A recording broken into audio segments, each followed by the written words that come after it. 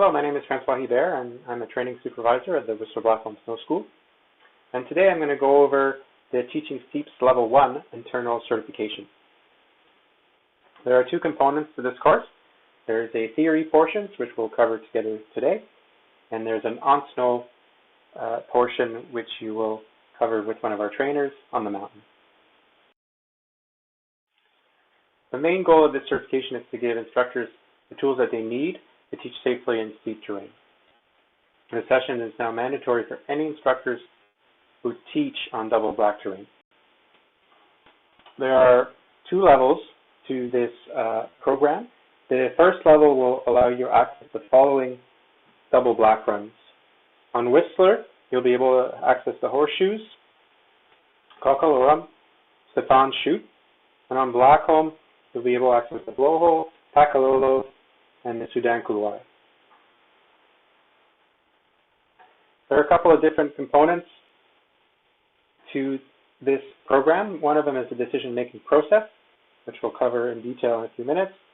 We have our class management principles and processes, and we also have our skiing standard. We'll look at the different components of the ski standard. Obviously, the ski standard will be evaluated on snow. If we look now at our decision-making lights, they look like so. They have green, and we can see that when they're all green, we can access double black terrain. So let's go over in detail the different components here. So we have in the first light on the left, the EE, which is the equipment and the environment, and then PP, which is the psychological and physical condition of the student, and then finally the TT, which is the tactical and technical skills of the student.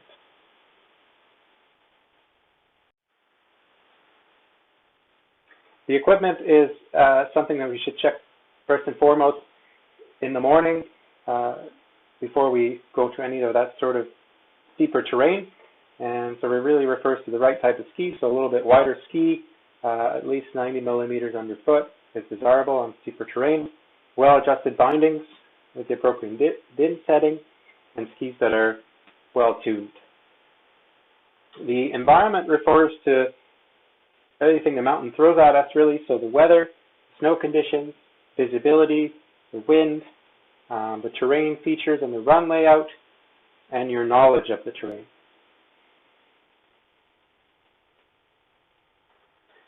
Now, if we look at the second light, the student conditions, so the psychological state of the student, how is their energy level, are they fatigued, how are they likely to react, my students, once I bring them into a little bit of a steeper run, and also how they're feeling on that day. So they could be feeling really good on their skis and really in a good mood and ready to attack the mountain, or they could be on the opposite end of the spectrum, not feeling super confident on that day. So really important to check in with your student there. The physical aspects, so that's something that comes into play as well on a multi-day lesson, or when the day wears on, or later in the day. So just really, if they're just physically fatigued, and really consider what you've done before, also earlier in the day there, and how fatigued your students might be. And then the third light, tactics and technique. So basically, a lot of what that comes down to is, can my student control their speed on steeper terrain? Are they balanced? Are they able to pivot their skis and edge and manage that speed? And it's really important that those skills are acquired before you get to that terrain.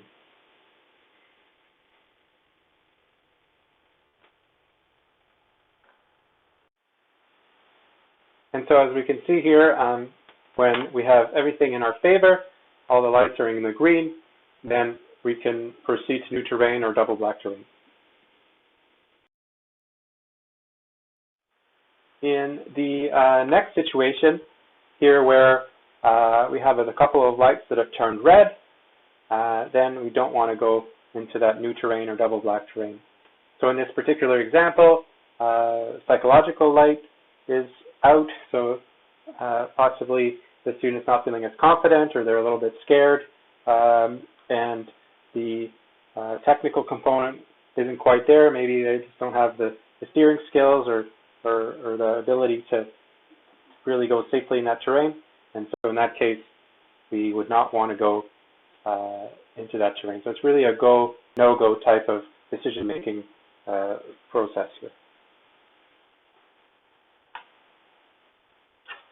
So as we just discussed, if any portion of the lights are in red, no new steep terrain advised. Practice skills and build confidence on easier terrain. Now if we go over a few class management principles.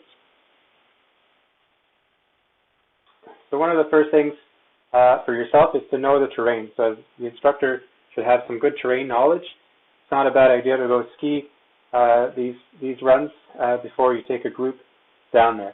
So you should know the terrain, know the layout of the run, know where you're going to go, and that will make your life a lot easier once you get in there with the group.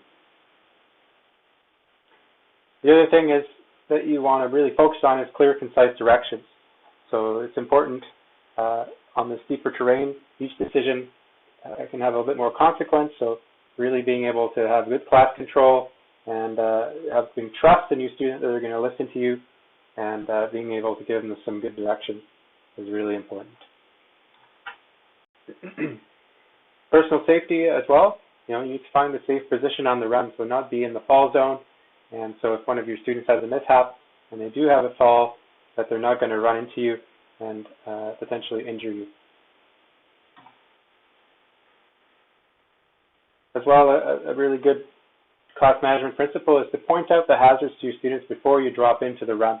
So, talking about maybe the rocks that are down there, or avalanche debris, or anything like that that you might see that is a hazard on the run. And then another really basic guiding principle is sending students one at a time. This is something we see very often, groups going on at the same time and not spreading out enough. You really make everybody safer, including yourself, by sending the students one at a time. And when appropriate, if it's a little bit more challenging entrance or something like that, you can provide a tactic. And the tactic often involves a bit of a timing cue to turn at a specific place, and a good demonstration there by the instructor is super valuable.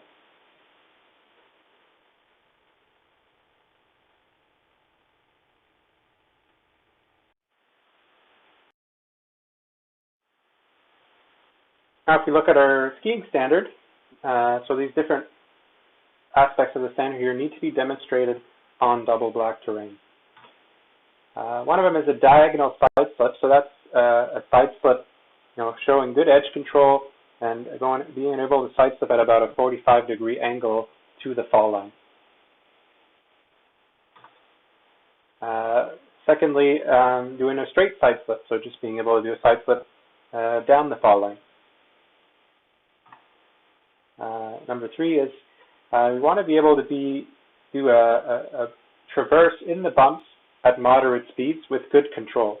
So showing good ability in there. So often when we drop into one of these steeper runs, you pick up a little bit of speed and want to be able to go over those bumpy terrains safely.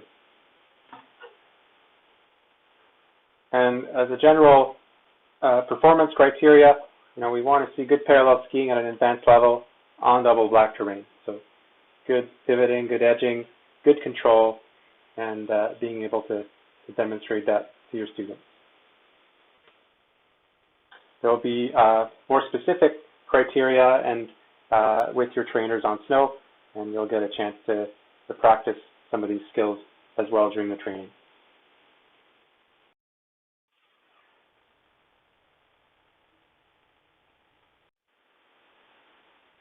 This concludes the theory portion of the Teaching Steeps Level 1.